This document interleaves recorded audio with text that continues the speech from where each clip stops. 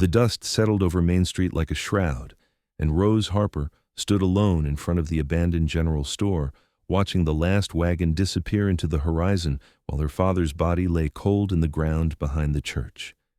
She had turned 22 just 3 days before the fever took him, before the remaining families decided Chloride, Arizona was finished, before they all packed their lives into wagons and headed west toward California, leaving her with nothing but a deed to a dying store and the weight of promises she could not keep. The year was 1883, and the silver mines that had breathed life into this desert town had finally gasped their last, taking hope with them into the darkness below the earth.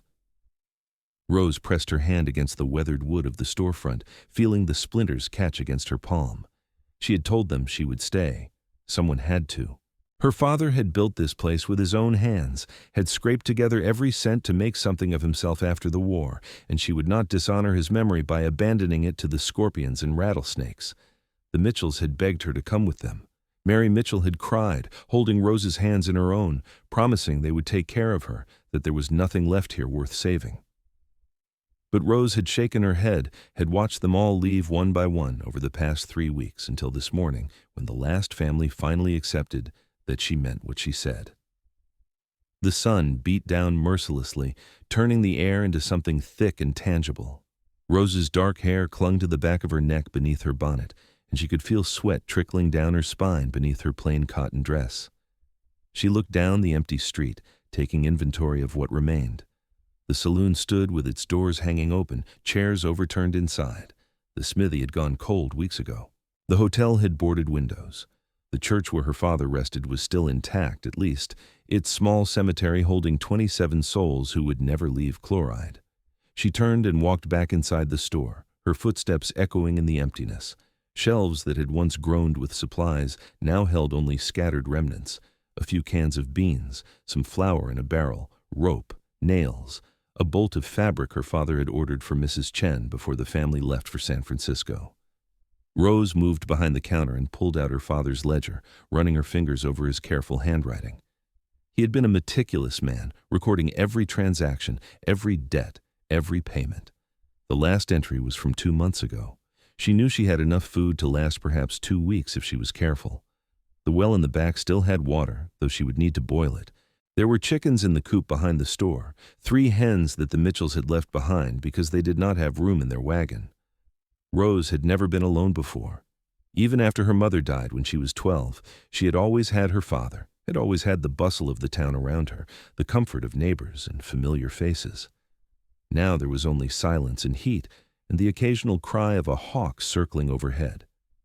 Rose spent the rest of that first day taking inventory, making lists, trying to create order out of the chaos of abandonment.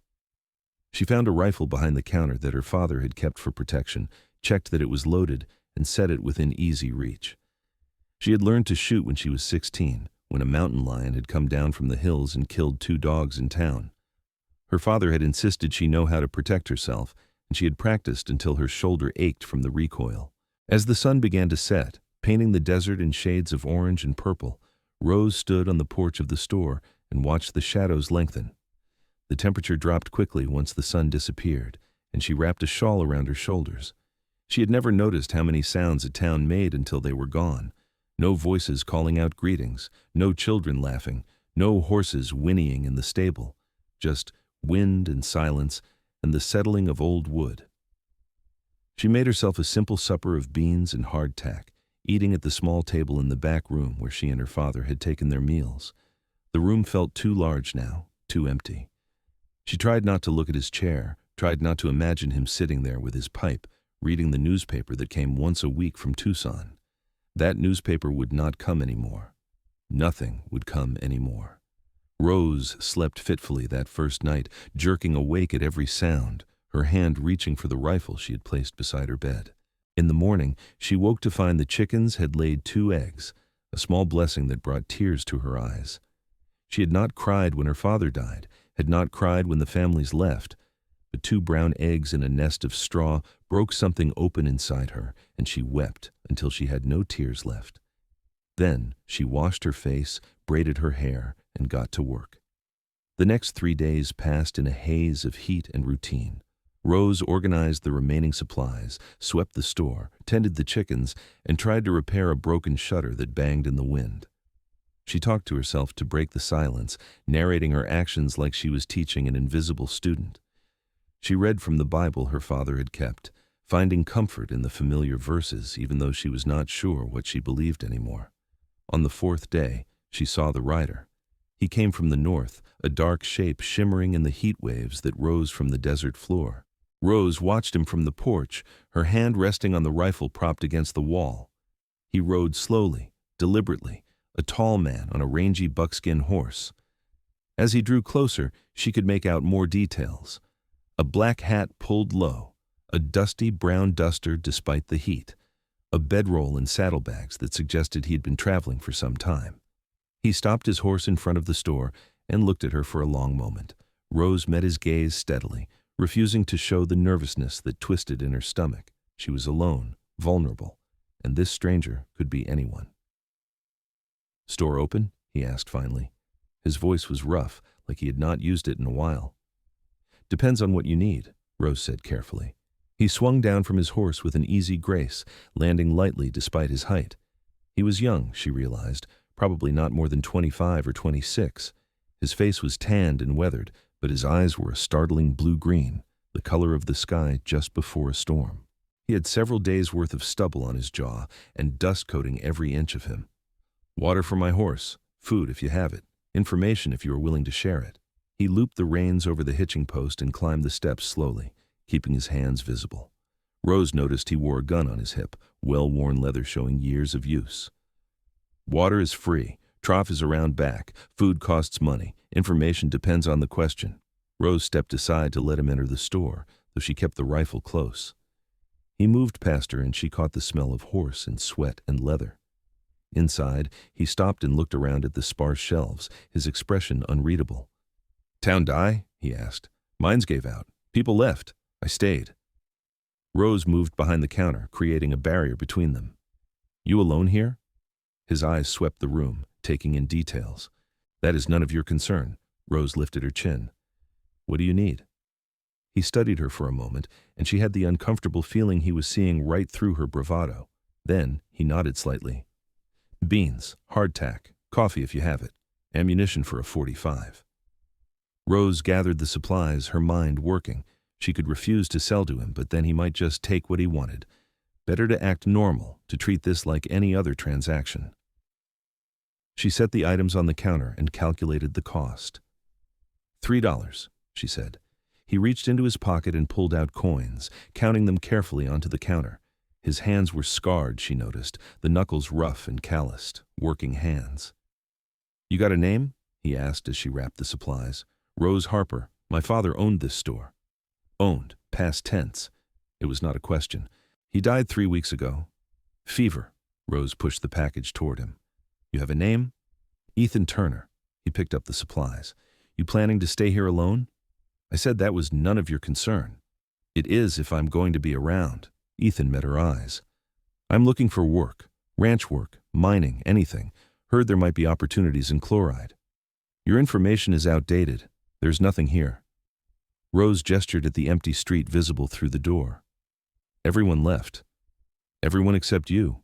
Ethan shifted his weight. "Why did you stay?" "This is my home. My father built this store. He's buried in the cemetery behind the church. I am not abandoning him or everything he worked for."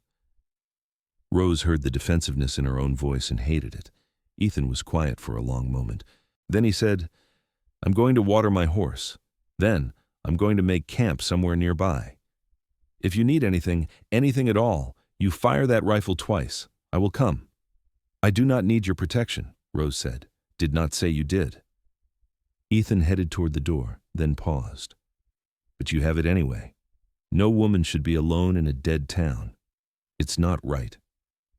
He left before Rose could respond, his boots thudding on the wooden porch.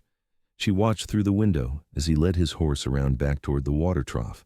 Part of her wanted to be angry at his presumption, but another part felt a small, shameful relief. She was not quite as alone as she had been an hour ago. Ethan made camp in the abandoned hotel across the street. Rose watched from her window as he cleared out one of the ground floor rooms, sweeping out debris and setting up his bedroll. He unsaddled his horse and rubbed the animal down carefully before hobbling it to graze on the sparse grass behind the building. He moved with practiced efficiency, a man accustomed to taking care of himself. As darkness fell, Rose saw the small glow of his fire through the broken window of the hotel. She made her own supper, feeding scraps to the chickens and securing them for the night. She did not know what to make of Ethan Turner. He seemed respectful enough, but she had no way of knowing his true intentions. Still, he had paid for his supplies when he could have just taken them. That counted for something. She barred the door that night and kept the rifle close. In the morning, she found fresh water in the bucket by her door and wood stacked neatly beside it. Rose stared at the supplies, emotions warring inside her. She had not asked for help, did not want to be beholden to anyone. But she also recognized practicality when she saw it. The well was deep and drawing water was hard work. The wood would keep her fire going for cooking. Ethan was sitting on the hotel porch when she emerged, working on a piece of tack. He looked up briefly, nodded, and went back to his work. Rose found herself strangely annoyed that he did not try to talk to her, which made no sense because she had made it clear she did not want his company. She spent the morning tending to repairs on the store. A floorboard had come loose and she needed to nail it back down. The hinges on the door needed oil. The work was hot and frustrating, and she was acutely aware of Ethan across the street, probably watching her struggle. By noon, she was sweating and exhausted, her hands blistered from the hammer. She sat on the porch steps, wiping her face with her apron, and found Ethan standing at the bottom of the steps with a canteen. "You're going to give yourself heat stroke," he said, offering the water. Rose wanted to refuse, but her throat was parched. She took the canteen and drank, the water blessedly cool. "Thank you." "You need help with those repairs?" Ethan asked. "I can manage." "Did not say you could not. Asked if you needed help. There is a difference." He took the canteen back when she returned it. "I'm good with my hands. Built plenty of things, fixed plenty more." Rose looked at him, really looked at him, trying to understand what he wanted, but his expression was open, sincere. Just a man offering to help. "Why?" she asked. "Why do you care?" Ethan was quiet for a moment, looking out at the empty street. "My sister was about your age. She died 2 years ago. Cholera. I was working cattle in Texas, could not get back in time." He met Rose's eyes. She was alone when she died. Her husband had left her, and she had no one. I swore I would never let another woman face that kind of loneliness if I could prevent it. The raw honesty in his voice took Rose by surprise. She saw genuine grief in his eyes, a pain that matched her own. "I'm sorry," she said softly. "About your sister." "Me too." Ethan cleared his throat. "So, you want help or not?" Rose hesitated, then nodded. "The door hinges need oil, and there's a shutter that keeps coming loose." "Show me." They worked together through the afternoon, and Rose found herself relaxing despite her initial wariness. Ethan was quiet, efficient, asking questions when he needed to understand something, but otherwise letting the work speak for itself. He fixed the hinges, repaired the shutter, and reinforced 2 other boards that were coming loose. When Rose tried to thank him, he just shrugged. "Got nothing else to do," he said. "Might as well make myself useful." Over the next week, a routine developed. Ethan would tend to his horse and his own camp in the mornings, then come over to help Rose with whatever needed doing. They repaired the fence around the chicken coop. They cleaned out the cellar where her father had stored goods. They inventoried every item in the store, and Rose updated the ledger, even though she was not sure why she bothered. It was not as if customers would come. Slowly, Rose began to talk. She told Ethan about her father, about the store, about growing up in Chloride when it was still thriving. She talked about the families who had left, about feeling abandoned even though she understood their reasons. She talked about her mother, whose face she could barely remember now, and the loneliness that had become her constant companion. Ethan listened more than he talked, but gradually he shared pieces of his own story. He had been born in Kansas, on a farm that his father lost to debt. He had worked cattle drives, mining camps, ranches, wherever he could find work. He had a brother somewhere, last heard from in Montana, and the sister he had lost. He did not talk about friends or a sweetheart, and Rose did not ask. On the 8th day after Ethan arrived, a dust storm rolled in from the west. Rose saw it coming, a brown wall advancing across the desert, and she knew they had minutes at best. She had experienced these storms before, knew the choking dust would get into everything, blinding and suffocating. "Get inside!" she shouted to Ethan, who was repairing the sign above the store. He climbed down quickly and they ran inside together, slamming the door just as the storm hit. The world outside disappeared into brown chaos. Dust found its way through every crack, covering surfaces in a fine grit. Rose wet cloths, and they pressed them over the worst gaps, trying to keep the worst of it out. The storm lasted 3 hours. They sat in the dim interior of the store, cloths over their faces, not talking because the effort was too great. Rose found herself hyper-aware of Ethan's presence, of the way he sat with his back against the wall, his long legs stretched out in front of him. She realized she had grown accustomed to having him around, that the store felt less empty with him in it. When the storm finally passed, they emerged to find everything coated in dust. The chickens were huddled miserably in their coop. Ethan's horse stood with its head down, covered in grit. They spent the rest of the day cleaning, sweeping, wiping down surfaces. It was exhausting work, and by the time evening came, Rose was too tired to cook. Ethan made a fire in the street and cooked beans and bacon in a pan, the smell making Rose's stomach growl. He divided the food between them, and they sat on the store porch, eating in comfortable silence as the sun set. "Thank you," Rose said finally, "for staying, for helping."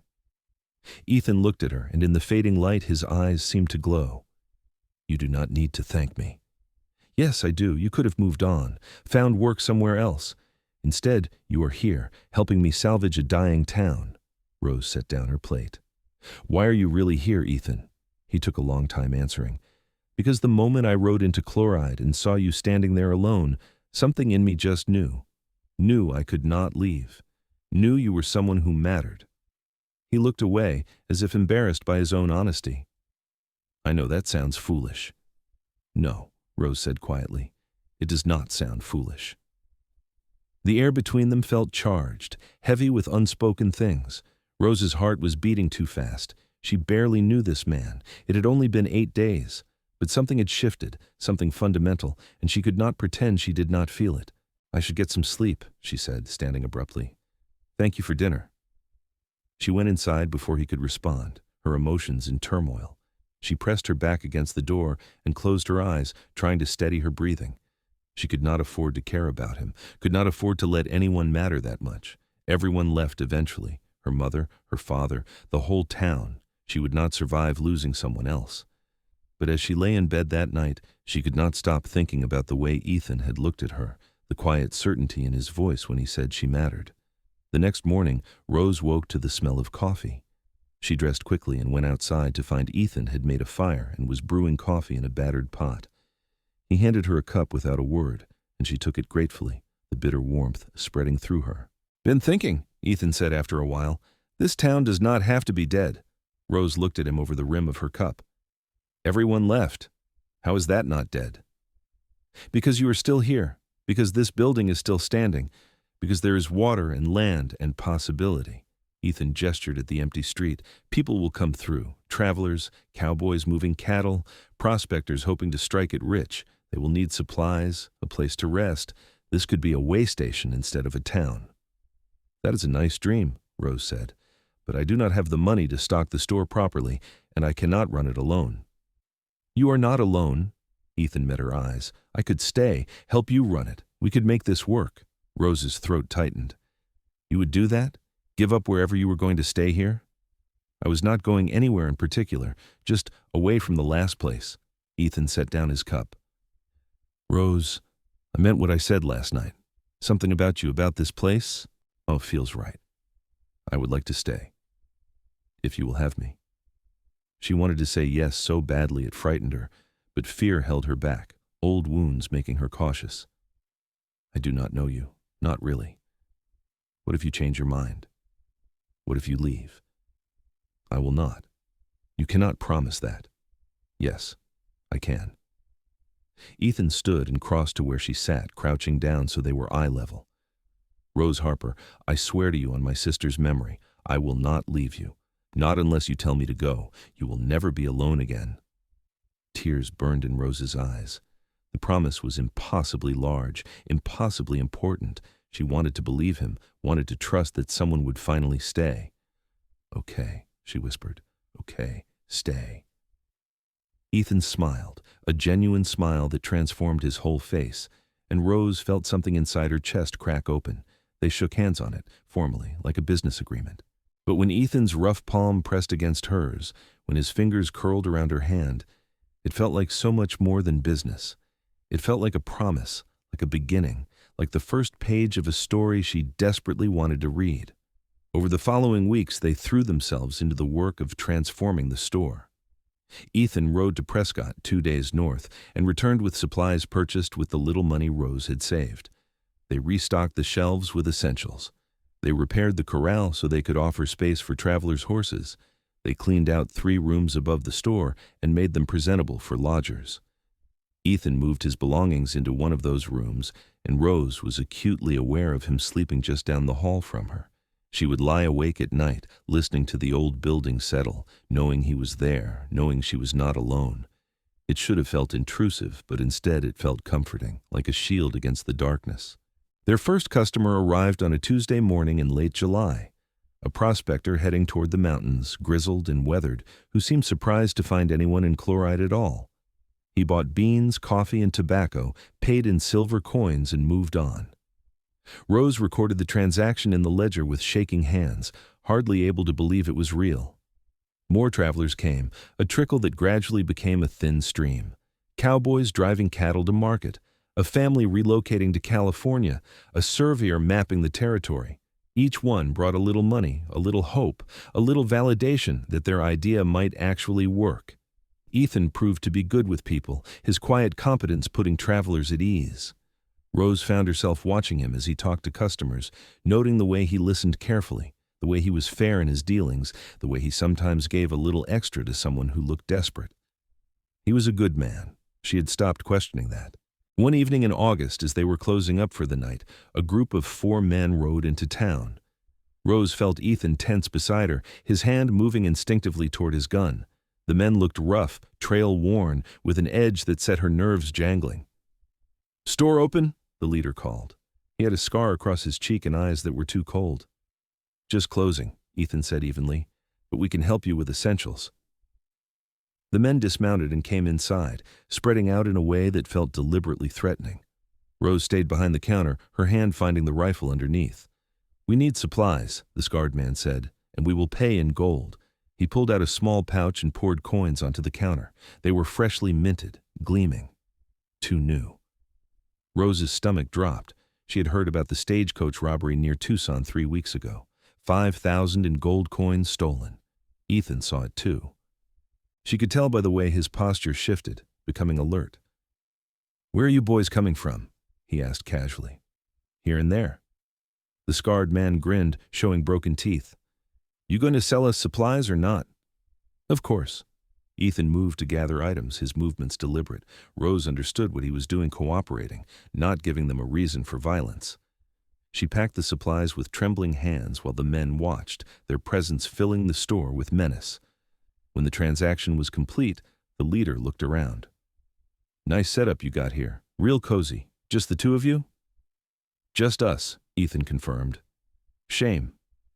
The man's eyes lingered on Rose in a way that made her skin crawl. "Pretty thing like that, all alone out here. Dangerous." "She is not alone." Ethan's voice went hard. "And we are closed now. You got your supplies, time to move on." The leader stared at Ethan for a long moment, weighing something. Then he laughed. "Brave words, cowboy. Come on, boys, let us go." They left, mounting their horses and riding south into the gathering darkness. Rose released a breath she had not realized she was holding. "We should send word to the marshal in Prescott," she said. "Those coins were from the robbery. I know." Ethan went to the window, watching until the men were out of sight. "I will ride out tomorrow, let the marshal know which direction they were headed. But tonight, we bar the doors and keep watch." They took turns that night, one sleeping while the other stayed alert. When it was Rose's turn to sleep, she found she could not, kept jerking awake at every sound. Finally, she gave up and went downstairs to find Ethan sitting by the window, his rifle across his knees.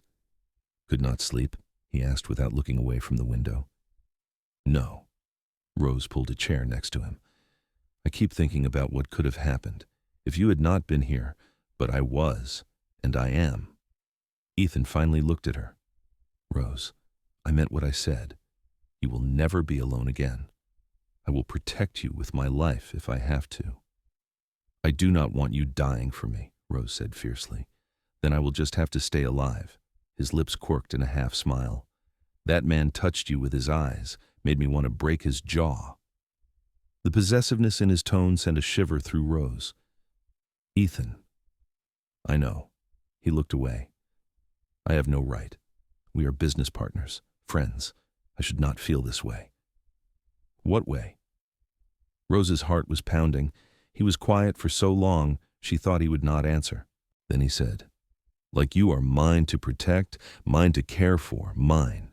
He shook his head. "I'm sorry. I should not have said that." Rose reached out and touched his arm, feeling the tension in his muscles. "What if I want to be yours?" Ethan went very still. "You do not know what you're saying." "Yes, I do."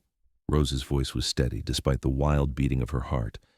"I know that I have been alone for so long, I forgot what it felt like to matter to someone. I know that you have been here for 2 months now, and every day I find another reason to be grateful you stayed. I know that when I look at you, I feel something I have never felt before." "Rose," her name was barely a whisper. "I'm just a cowboy with nothing to my name. I cannot offer you anything except work and loyalty and yourself. That's enough." Rose moved closer, so close she could feel the heat of him. "More than enough." Ethan reached up slowly, giving her time to pull away, and cupped her face in his calloused hand. His thumb brushed across her cheekbone with such tenderness that tears sprang to her eyes. "You will never be alone again," he said. "I promise you that. I promise you everything." When he kissed her, it was gentle, questioning, giving her control. Rose sank into it, her hands finding his shoulders, feeling the solid strength of him. The kiss deepened, becoming something urgent and desperate, two lonely people finding solace in each other. They broke apart finally, both breathing hard. Ethan pressed his forehead against hers. "I'm going to marry you," he said, "if you will have me." "Is that a proposal?" Rose asked, half laughing, half crying. "It is a statement of intent." Ethan pulled back to look at her. "But yes, Rose Harper, will you marry me? We barely know each other. I know enough. I know you are brave and stubborn and kind. I know you stayed when everyone else left. I know that looking at you feels like coming home." His eyes searched hers. "If you need time, I will wait. But my answer is not going to change." Rose thought about being alone in the store, watching the last wagon disappear. She thought about the emptiness that had threatened to swallow her whole. She thought about Ethan standing at the bottom of the porch steps, offering water, offering help, offering himself. "Yes," she said, "yes, I will marry you." Ethan's smile was brilliant. He kissed her again, deeper this time, and Rose felt the last of her walls crumble. She was choosing this, choosing him, choosing to believe in possibility instead of loss. They spent the rest of the night talking, making plans, imagining a future together. As dawn broke over the desert, painting the sky in shades of rose and gold, Ethan held Rose's hand, and they watched the new day arrive together. Ethan rode to Prescott the next morning to inform the marshal about the robbers and to find a circuit preacher. He returned 3 days later with news that the outlaws had been caught attempting to rob a bank and that a preacher would come through Chloride in 2 weeks. Those 2 weeks passed in a blur of preparation. Rose had no fancy dress, but she took the bolt of fabric meant for Mrs. Chen and sewed herself a simple gown in pale blue. Ethan cleaned and mended his best clothes, looking almost uncomfortable in anything other than his work gear. They cleaned the church, sweeping out dust and debris, making it ready. The preacher arrived on a Saturday afternoon, a jovial man named Reverend Thomas, who seemed delighted to be performing a wedding. With no guests to witness, he recruited 2 travelers who happened to be passing through, a rancher and his wife heading to Tucson. Rose stood in the small church next to Ethan, wearing her blue dress with wildflowers in her hair that Ethan had picked that morning. He looked impossibly handsome in his clean shirt and vest, his hair combed back, his eyes never leaving her face. "Dearly beloved," Reverend Thomas began, and Rose felt tears threaten. She had never imagined this moment, had never thought she would marry, would have someone look at her the way Ethan was looking at her now, like she was precious, like she was everything. The vows were traditional, simple words that carried enormous weight. When Ethan slipped a simple gold band on her finger, he had bought it in Prescott, he told her. The moment she said yes, Rose's hands were shaking. "I now pronounce you man and wife," Reverend Thomas declared. "You may kiss your bride." Ethan kissed her softly, sweetly, in front of God and strangers in the empty pews. Rose kissed him back, tasting salt from tears she had not realized she was crying. They were married. She was no longer Rose Harper but Rose Turner. She had a husband, a partner, someone who had promised she would never be alone again. The rancher and his wife congratulated them, the wife pressing a silver dollar into Rose's hand for luck. Reverend Thomas stayed for supper, eating Rose's stew and regaling them with stories from his circuit. He left the next morning, riding toward the next town, the next souls in need of spiritual guidance. That night, Rose and Ethan lay together in the bed that had been hers alone, and he held her with such gentleness, such care, that she wept again. He kissed her tears away and made love to her slowly, learning her body, showing her pleasures she had never imagined. It was awkward and tender and perfect, two people creating something new together. Afterward, Rose lay with her head on Ethan's chest, listening to his heartbeat, feeling the rise and fall of his breathing. His fingers traced patterns on her bare shoulder. "I love you," she said into the darkness. "I did not think I could love someone this much." "I love you too." Ethan kissed the top of her head. "And I am going to spend every day proving it." Fall came to the Arizona desert, bringing slightly cooler temperatures and brilliant sunsets. The store continued to do steady business as word spread that Chloride had reopened. Rose and Ethan worked side by side, their partnership in business deepening their partnership in marriage. They learned each other's rhythms, quirks, preferences. Rose discovered that Ethan sang while he worked, old trail songs from his cattle driving days, his voice surprisingly pleasant. Ethan learned that Rose was grumpy in the mornings until she had her coffee, that she worried her bottom lip when she was concentrating on the ledger, that she loved watching the sunset from the porch. They made love frequently, learning to read each other's desires, finding joy in the intimacy. Rose bloomed under Ethan's attention, her body responding to his touch in ways that amazed her. He was generous and patient, always ensuring her pleasure before his own. In October, a family of 3 arrived in Chloride. The Simmons had lost their farm in Kansas and were heading west, hoping to start over. But they were exhausted, discouraged, nearly out of money. Rose offered them lodging in exchange for work, and they accepted gratefully. Sam Simmons was a skilled carpenter. His wife, Beth, was a talented seamstress. Their 14-year-old son, David, was eager to learn. With their help, Ethan and Rose expanded the store, building additional rooms for lodgers, creating a proper stable, improving the corral. Beth sewed curtains and quilts that Rose could sell. Sam built furniture that made the lodging rooms more comfortable. By December, the Simmons had decided to stay permanently. They took over the abandoned house that had belonged to the blacksmith and began fixing it up. The sight of smoke coming from a second chimney in Chloride filled Rose with hope. The town was not dead. It was coming back to life. Christmas arrived, and Rose decorated the store with pine boughs that Ethan cut in the mountains. She baked pies and cookies, filling the building with warmth and good smells. On Christmas Eve, they invited the Simmons family for dinner, and the 7 of them, Rose and Ethan, Sam and Beth, David and 2 travelers who were staying in the lodging rooms, sat around the table and shared a meal. As Rose looked around at the faces illuminated by candlelight, listening to conversation and laughter, she felt overwhelmed with gratitude. A year ago, she had stood alone in an empty street, watching everyone leave. Now she had a husband who loved her, friends, a purpose, a future. Ethan caught her eye across the table and smiled, that private smile reserved just for her. She smiled back, her heart full. That night, after everyone had left and they were preparing for bed, Rose told Ethan she thought she might be pregnant. She had missed her monthly courses and her breasts were tender, and she had felt queasy in the mornings. Ethan went very still. Are you sure? Not completely, but I think so. Rose watched his face anxiously, unable to read his expression. Are you happy? Happy? Ethan let out a breath that was half laugh, half sob.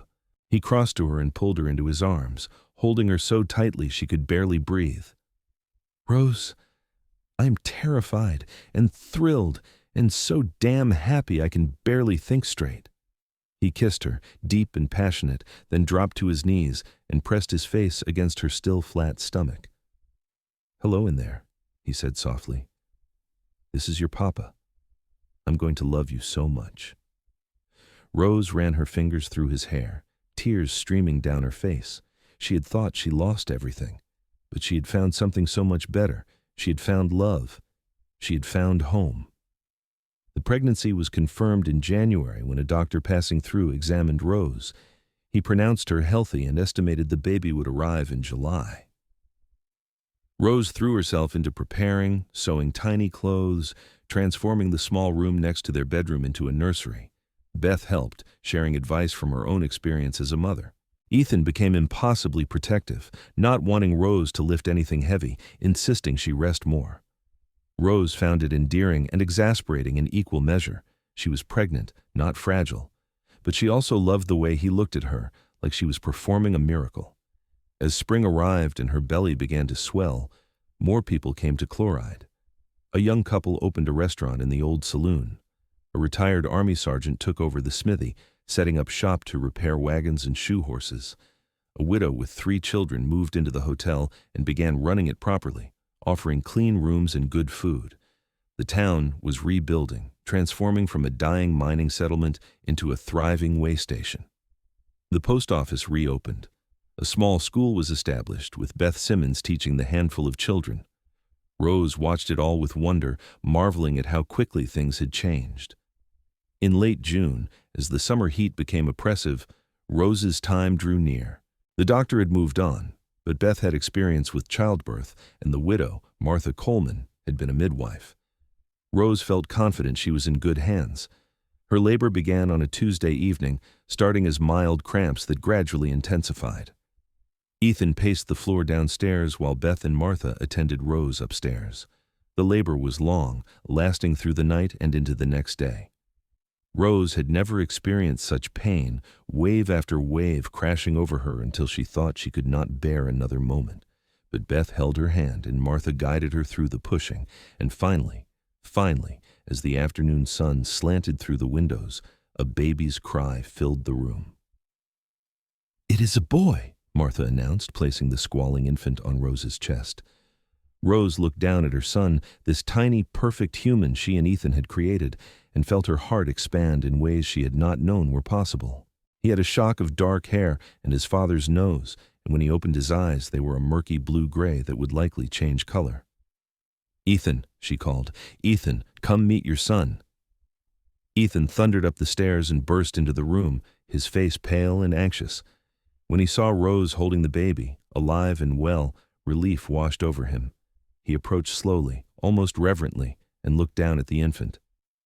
"He is perfect," Ethan whispered. "Rose, he is perfect." "Would you like to hold him?" Rose asked. Ethan took the baby with shaking hands, cradling him against his chest. The infant quieted, seeming to sense his father's warmth. Ethan looked at Rose with tears streaming down his face. "Thank you," he said.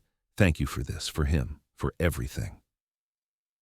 They named him James Samuel Turner, after Ethan's father and Rose's father. Little James was a good baby, nursing well and sleeping for reasonable stretches. Rose recovered quickly from the birth, and soon she was back to helping run the store, though Ethan insisted she do lighter work. The whole town celebrated James's arrival. People brought gifts, hand-carved toys from Sam, a beautiful quilt from Beth, a silver spoon from the restaurant owners. Martha Coleman baked a cake. Everyone gathered in the street for an impromptu party, and Rose held her son and looked around at her community, her town, her people. She caught Ethan's eye. He was standing with a group of men, probably discussing some business matter, but he was watching her. He smiled, that warm, private smile, and mouthed, "I love you." Rose smiled back, her heart overflowing. Everyone had left and she had stayed standing alone. But then a cowboy had ridden into town and said, "You will never be alone again." And he had kept that promise, had given her everything. The years passed, marked by growth and change and happiness. Chloride continued to expand, becoming a legitimate town again. The silver mines never reopened, but the town found new life as a trading post and way station on the route between Prescott and Tucson. When James was 2, Rose gave birth to a daughter they named Emma Grace. She had her mother's dark hair and her father's striking eyes, and she was a force of nature from the moment she entered the world, demanding attention and giving affection in equal measure. Ethan proved to be a wonderful father, patient and loving, teaching his children about the land, about animals, about hard work and honesty. Rose would watch him with James and Emma and feel such love it was almost painful. The store prospered. Ethan and Sam expanded it again, adding more space for goods and lodging. They hired help, young men passing through who needed work. Rose kept the books, managed the staff, ensured everything ran smoothly. It was exhausting and fulfilling, exactly the life she had always wanted, but had been afraid to hope for. When James was 5 and Emma was 3, Rose became pregnant again. This third pregnancy was harder than the first two. She was older now, nearly 30, and the heat and work took their toll. Ethan insisted she rest more, taking over many of her duties. Their second son was born in September, a big, healthy baby with a lusty cry and an appetite to match. They named him Thomas William, and he became the darling of the town. James was fiercely protective of his baby brother, while Emma treated him like her personal doll, much to Thomas's dismay once he was old enough to protest. Rose sometimes thought about that day when she stood alone, watching the wagons leave. It felt like another lifetime, like it had happened to another person, that Rose had been so lonely, so lost. This Rose had a husband who adored her, 3 beautiful children, a thriving business, a community. She had everything she had never dared to dream of. On a warm evening in October, when Thomas was a few weeks old, Rose stood on the porch of the store and watched the sun set over the desert. The street was busy with people finishing their day's work. Laughter drifted from the restaurant. The school bell rang as children were released. Smoke curled from dozens of chimneys. Ethan came up behind her, wrapping his arms around her waist and resting his chin on her shoulder. Inside, Beth was watching the children so they could have a moment alone. "What are you thinking about?" Ethan asked. "Everything," Rose said. "How much has changed? How different my life is from what I thought it would be." "Better or worse?" There was humor in his voice. He knew the answer. "So much better." Rose leaned back against him. "I never thought I could be this happy. I never thought I deserved it." "You deserve everything good in this world." Ethan kissed her temple. "You saved this town, Rose. When everyone else gave up, you stayed. You believed in possibility." "We saved it," Rose corrected. "I could not have done any of this without you." "Then we are a good team." Ethan turned her in his arms so they were facing each other. Even after years of marriage, his eyes still made her heart skip. "I love you, Rose Turner, more now than the day I married you." "I love you too." Rose reached up and cupped his face. "Thank you for riding into Chloride. Thank you for staying. Thank you for keeping your promise." "What promise?" "That I would never be alone again." Ethan smiled and kissed her, sweet and deep, a kiss full of love and promise and future. Around them, their town bustled with life, proof that things could be rebuilt, that hope could flourish in the desert, that love could transform everything. When the kiss ended, they stood together watching the stars emerge, one by one, in the darkening sky. Inside, their children laughed. Around them, their community thrived. And Rose knew, with absolute certainty, that she was exactly where she was meant to be. The years continued to pass in a blur of joy and challenge and ordinary miracles. James grew into a serious, thoughtful boy who loved working with wood like Sam Simmons. Emma was wild and bright, constantly getting into scrapes, but charming her way out of trouble with her enormous smile. Thomas was quieter, content to sit with a book or watch the world with thoughtful eyes. When James turned 10, Ethan began teaching him more seriously about running the business, explaining finances and inventory and customer relations.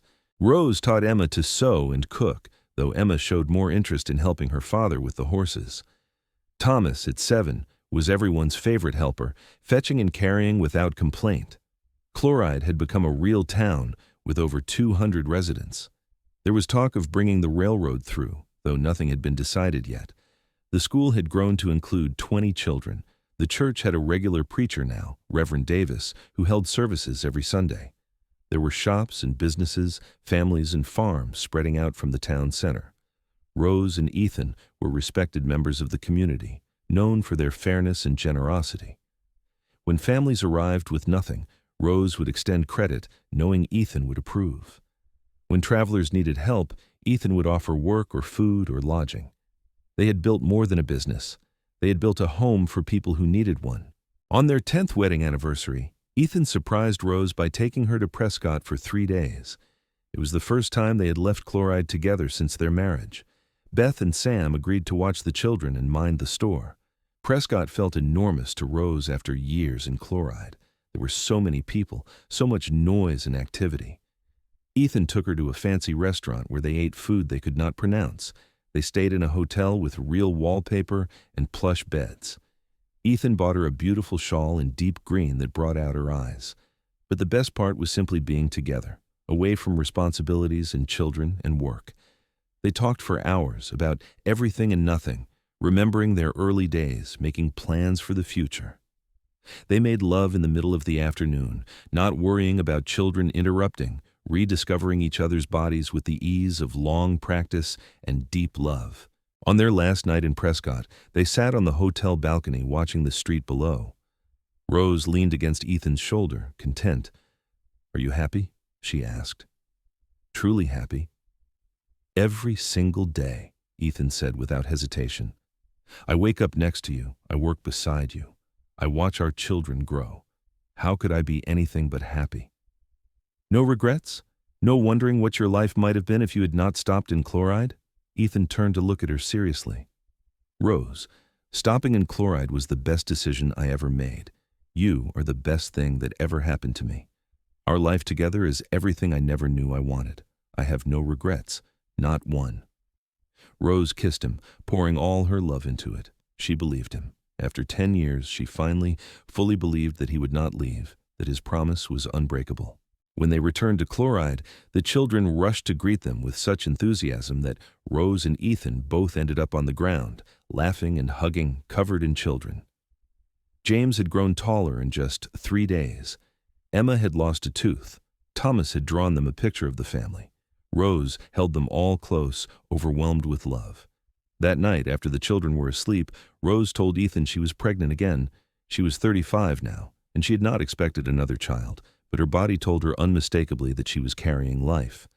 Ethan's face cycled through shock, concern, and then joy. "Are you sure?" "Very sure." Rose took his hand. "I know I am older. It will be harder. But I want this baby, Ethan." "Then we will have this baby." Ethan pulled her close. "I will take care of you, whatever you need." The pregnancy was indeed harder.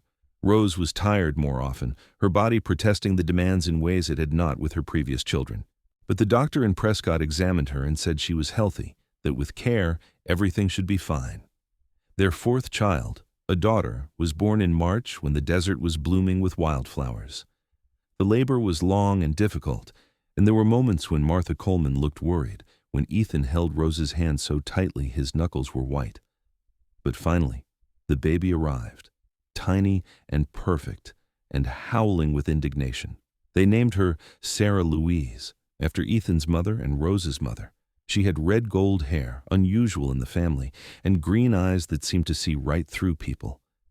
From the beginning, she was different from their other children, more intense, more willful, more passionate about everything. James, Emma, and Thomas adored their baby sister, fighting over who got to hold her, who got to help feed her, who got to make her laugh. Rose watched her family with satisfaction, knowing she was incredibly blessed. As the children grew, Rose and Ethan grew older together, their love deepening with each passing year. They had arguments, of course, about business decisions or child-rearing or 100 small things. But they had learned to talk through disagreements, to compromise, to choose unity over being right. On Rose's 40th birthday, Ethan organized a party that included the whole town. There was music and dancing in the street. Beth baked an enormous cake. The restaurant owners provided food. People gave speeches about what Rose and Ethan had meant to Chloride, how they had saved the town, how they had built something lasting. Rose stood beside Ethan, her children around her, her community celebrating with her, and thought about that terrified 22-year-old woman who had stood alone in an empty street. She wanted to go back and tell that woman, "Hold on, help is coming, love is coming, everything is going to be all right." But that woman was gone, transformed into someone stronger, someone who knew her own worth, someone who had learned that love was worth the risk. As the party wound down and people drifted home, Rose and Ethan sat on their porch with their children. James was 20 now, courting a girl from one of the ranches outside town. Emma was 18, full of plans to open her own dressmaking business. Thomas was 15, quiet and studious, already talking about becoming a teacher. Sarah was 8, still young enough to curl up in her mother's lap. "Tell us the story," Sarah demanded, "about when Papa came to Chloride." It was a familiar request. The children loved hearing the story of how their parents met, had demanded it countless times over the years. Ethan looked at Rose, his eyes warm. "You tell it." Rose settled Sarah more comfortably and began, "Everyone left and I stayed standing alone. The town was dying and I was the only one left. I stood in front of this very store, watching the last wagon leave, and I thought I had made the worst mistake of my life." "But then Papa came," Sarah interjected, as she always did. "Then Papa came," Rose confirmed. "He rode into town on his buckskin horse, covered in dust, looking for work. And even though there was nothing here, even though I was just a scared girl with a dying store, he stayed." "And he said you would never be alone again," Emma added, knowing the story by heart. "He said I would never be alone again," Rose agreed, meeting Ethan's eyes. "And he kept that promise. Every single day for 18 years he has kept that promise." "And I will keep keeping it," Ethan said, "for the rest of my life." The children groaned at the mushiness, but Rose saw Emma smile, saw James look at his father with respect, saw Thomas and Sarah exchange glances. Their children were learning what love looked like, what commitment meant, what it meant to keep a promise no matter what. That night, after the children were asleep, Rose and Ethan lay together in the bed they had shared for 18 years. Rose traced the lines on Ethan's face, the silver in his hair, the scars and weathering that came from a life of hard work. "I love you," she said. "More than words can express." "I know." Ethan caught her hand and kissed her palm. "I love you too. You are everything to me, Rose, everything." They made love slowly, tenderly, two people who knew each other completely and chose each other still. Afterward, Rose drifted to sleep in Ethan's arms, feeling safe and loved and home. The years continued their relentless march forward. James married his sweetheart Rachel and took over much of the day-to-day running of the store. Emma opened her dressmaking shop and quickly became known throughout the territory for her beautiful work. Thomas went to Prescott to study teaching, returning in the summers to help at home. Sarah grew into a beautiful, fierce young woman who talked about becoming a doctor, much to everyone's surprise. Rose and Ethan gradually stepped back from the business, letting James take the lead while they enjoyed their grandchildren. James and Rachel had 3 children in quick succession, bringing new life and laughter to the family. Emma married a cattle rancher and had twin boys. Even Thomas, so studious and serious, fell in love with a fellow teacher and started a family. Only Sarah remained unmarried, focused on her studies, determined to prove that women could be doctors too. Rose supported her completely, having been raised in a world that told women they had limitations, determined that her daughter would not face those same barriers. On their 25th wedding anniversary, the town threw an enormous celebration. Rose and Ethan renewed their vows in the church, surrounded by children, grandchildren, and nearly 300 townspeople. Rose wore a dress Emma had made for her, deep blue silk that made her feel beautiful despite the lines on her face and the gray in her hair. When Reverend Davis asked if they would continue to love and cherish each other for the rest of their lives, Ethan and Rose answered together, "We will." The party lasted long into the night. There was dancing and food and laughter. Rose danced with Ethan, with her sons-in-law, with her grandsons.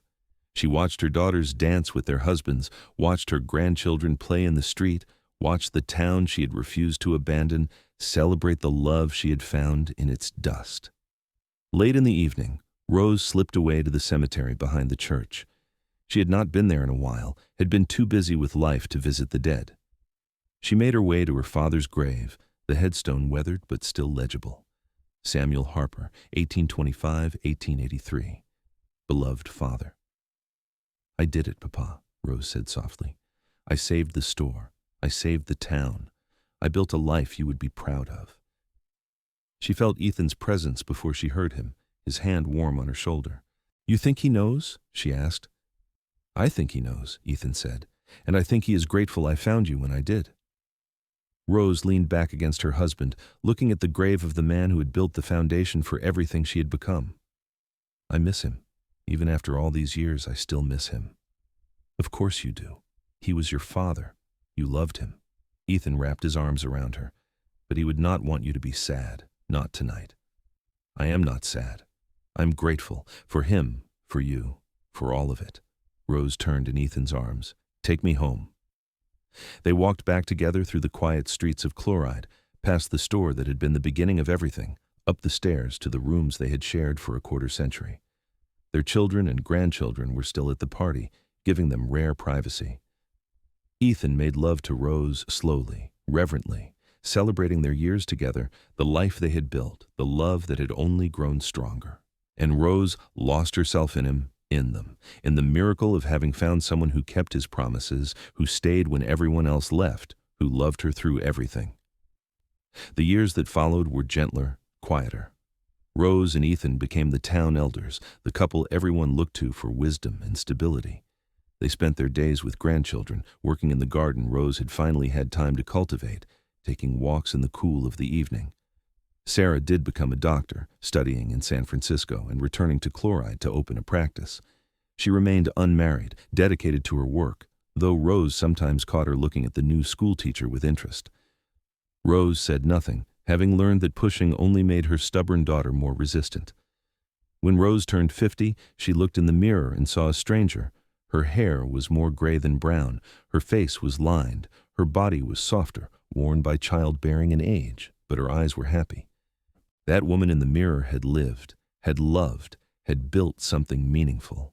Ethan came up behind her, wrapping his arms around her waist as he had done 1,000 times before. Still beautiful, he murmured. You are biased, but Rose smiled. No, truthful. Ethan kissed her neck. You are the most beautiful woman I have ever known, more so now than the day I met you. Rose turned in his arms. Ethan was gray too, his face deeply lined, his body showing the effects of years of hard work, but his eyes still made her heart skip, still looked at her like she was precious. I love you, she said. Thank you for staying. Thank you for loving me. Thank you for giving me everything. Right back at you, Ethan said, and kissed her. They had many good years still ahead of them, years of watching grandchildren grow, of celebrating Sarah's eventual marriage to that school teacher, of welcoming great-grandchildren, years of sitting on the porch in the evenings, holding hands, watching Chloride bustle with life. Rose never forgot that day when everyone left and she stayed standing alone. It was the worst and best day of her life. The worst because she had lost everything she knew. The best because it had led her to Ethan, to love, to a life beyond anything she had imagined. And Ethan never forgot his promise. Even as they aged, even as their bodies grew weaker and their steps slower, he made sure Rose knew every single day that she was not alone, that she would never be alone, that he was there beside her for whatever time they had left. On their 40th wedding anniversary, they sat together on the porch of the store, watching the sun set over the desert. Their children and grandchildren and great-grandchildren had celebrated with them earlier, but now it was just the two of them, as it had been in the beginning. Do you remember the first time I saw you? Ethan asked. You were standing right there in front of this door, looking like you were ready to take on the world with nothing but stubbornness and courage. I remember, Rose said. You looked like trouble. I almost told you to leave. I'm glad you did not. Ethan squeezed her hand. Me too. Rose rested her head on his shoulder. You kept your promise, Ethan Turner. I was never alone again. And I never will be either, Ethan said. You saved me, Rose, just as much as I saved you. Maybe more. They sat together as the sun disappeared and the stars emerged, two people who had found each other in the dust and heat of a dying town and built something that would outlast them both. Their love story would be told for generations, a reminder that sometimes the best things come from staying when everyone else leaves, from believing in possibility, from keeping promises even when it is hard. Rose Harper had stood alone in an empty street, and a cowboy named Ethan Turner had ridden into her life and said, "You will never be alone again." It was a promise he had kept for 40 years and would keep until the day he died. And in keeping it, he had given Rose everything she had never known she needed: love, family, purpose, home. As they sat together under the Arizona stars, Rose knew that her story had the happiest ending possible. Not because it was perfect, not because there had been no challenges or pain or loss, but because she had found someone who chose her every single day, who stayed when staying was hard, who loved her through everything. Everyone had left and she had stayed standing alone. But she had not stayed alone for long. Ethan had come, and with him, he had brought love and laughter and a future full of possibility. Together, they had taken a dying town and breathed life back into it. Together, they had built a family that would carry on long after they were gone. Together, they had created a love story that would be remembered. And as Rose sat beside her husband of 40 years, watching the stars wheel overhead in the vast desert sky, she knew with absolute certainty that she would do it all again. Every moment of fear, every challenge, every hardship, all of it had led her to this: a life well lived, a love well earned, a promise well kept. She was never alone again, and she never would be, never would.